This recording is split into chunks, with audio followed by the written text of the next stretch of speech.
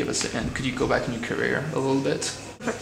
Started working at a chain of shoe stores in New York City when I was 13 years old for a family member. Started from a stock room and kind of worked my way up. It was really about footwear in general, not only about sneakers, you know, because back then the chain of stores was mainly hiking boots and shoes more than footwear, you know, athletic footwear.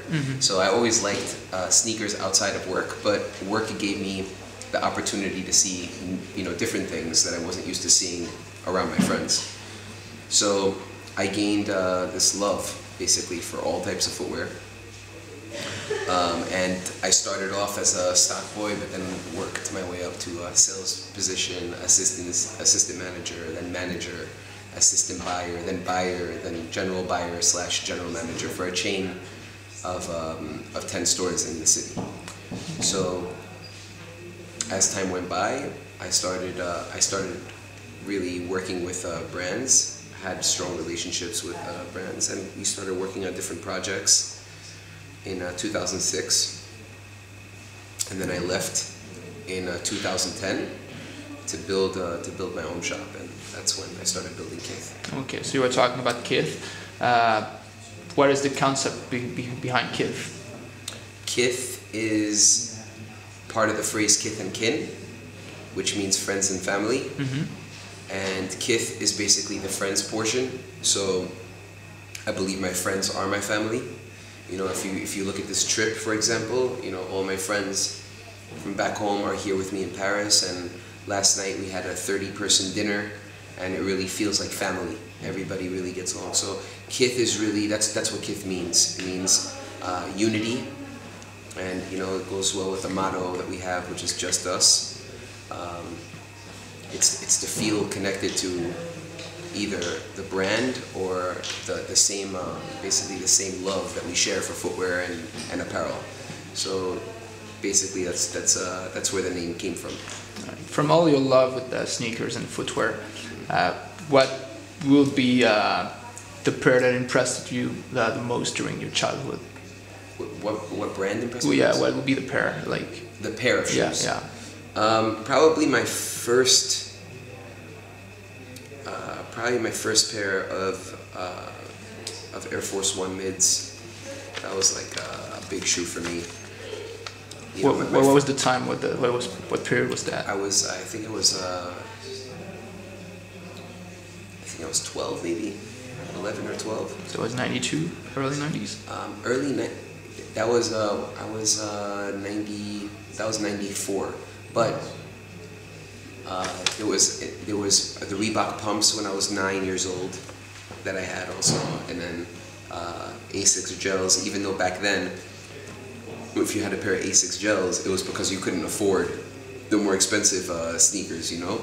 So, but I learned to love those shoes. It was more like a nostalgic thing for me later on in life. So it's good. So today you're here for the pop-up store, the Kith pop-up store in Paris. Right. Why did you choose Paris to do the pop-up store, which is the first pop-up you did, correct? Yes. Correct. No, I'm wrong. this is the second. Actually, it's the third pop-up. I actually had one pop-up in Miami. In May, and then I had a pop-up in New York last month for my Timberland New York Natives apparel. And basically, the only reason I'm able to do anything in Paris is because of my best friend Frankie. You know, he was like my brother, and he was my point of contact here. And if I had to be here for the 3 months that he's been working on this, you know, I designed the place when I came here five or 6 months ago, you know, and relaying the messages to Frankie and really executing. I really needed somebody here, but I needed somebody that was Parisian, somebody who understood the language and had connections to get something built. And he was he's the only person really that I trust in Paris like that. So that's one reason I did it in Paris. And the other reason is because me and Yassine spoke a few times about what the concept would be behind these shoes, and we couldn't get, originally it was supposed to be for December, but you know, Yassine came up with the good idea of releasing it during Fashion Week. So that was the beginning thought process of the whole concept. And when we started thinking about Fashion Week, that's when we started thinking about, you know, I started thinking about apparel and the ability to involve some of my favorite independent designers. It's because the Puma disc was like an historic running shoe during the 90s, early 90s. How did you come up with the... It was a running shoe that flopped. You know, the disc didn't do as well as it should have, but I believe it was because it was ahead of its time. And really, it relates more to people today than it did back then. You know, so I believe that shoe should be brought to the spotlight, and there should be a lot of attention around what I believe is a very good silhouette. I made a couple of tweaks to it, to the original OG Blaze, OG disc. We made a couple of tweaks. You know, I felt like a more modern take, just a couple of tweaks, brought it to today's demographic. You know, so we made a couple of changes, and I believe that it's right now I think it's my favorite, top 3 favorite silhouettes in general. I think we really perfected it, and when you add premium materials and give it that spin, I think it really shows well. It's not your first time in Paris because you're a good friend with Frank, right? Yeah, so this is like 4th time maybe. What do you think of the sneakers culture here compared to the one in the US? To be honest with you, it's very similar, but I think it's similar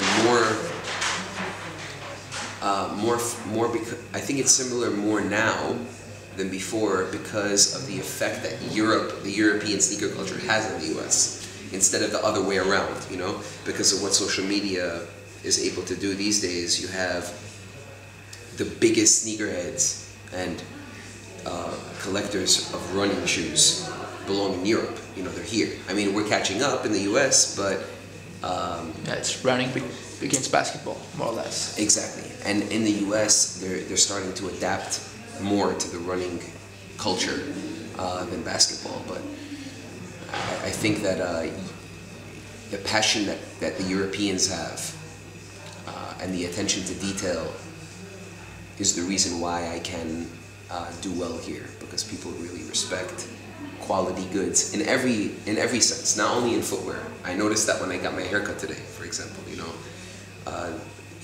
I think that not all, but most of the Parisians that I've been in touch with and able to speak to they pay more attention to detail than Americans do, with the food as well, you know, and just in general. I think that, and I really like that aesthetic here. Seeing the details and everything is an amazing factor when coming to Europe, you know. Paris in general. So you're wearing the displays today? I am. That's the pair you're wearing. Could you comment on the colorway? So give us a quick preview. I'll tell you a funny story. It's not many people know this, but when I was in Brazil around 2 years ago, I have a very good friend. They got married in Rio, and for her wedding party, she had like 3 different events. And one of the events that she had was in a gallery in Rio. And she's a judge there, so she's like well connected and got this amazing space. And she's always been a fan of what I do, so she knows that I'm good with colors, and asked me to pick the color palette for this gallery. So she gave me a couple of options of some of her favorite colors, and I put together coral and mint, but with white and off-white. And we painted the gallery, and it came out, I mean, really nice. So when I got to Brazil and I saw it in Rio and I stepped inside, I was amazed by the colorway, and I liked it so much that I wanted to do something with those colors. But we didn't mix the colors on the walls, it was all separate. So there were mint aspects, even the furniture and the floor. And then there were coral aspects of the space, you know, and then it was white and off-white mixed in. But when I came back and I started working with the colors, I knew this was going to be a 4th quarter thing. I wanted it to be for December when I came up with the concept. So I replaced white or off-white with black. And the more we started working on the concept and the project, the more black made sense because of Fashion Week. So We replaced white with black, and that's how we ended up with the colorways. It just so happens that mint is a color that I use often with my projects because of what it means to me from when I was a child. When I was a young kid, my grandmother used to send me to pick mint leaf from the backyard, and there's a whole story there. But the coral is a new color I'm working with. A lot of people think that it's salmon, but it's not salmon. It's a bright coral. So that's a new palette, you know, new color palette. And I think they came out really nice. Yeah, it looks really nice. Both of the sneakers look really nice. Thank you.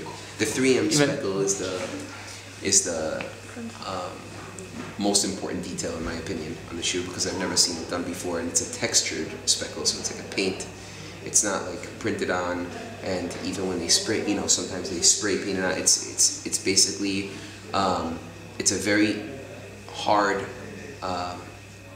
step in the manufacturing line.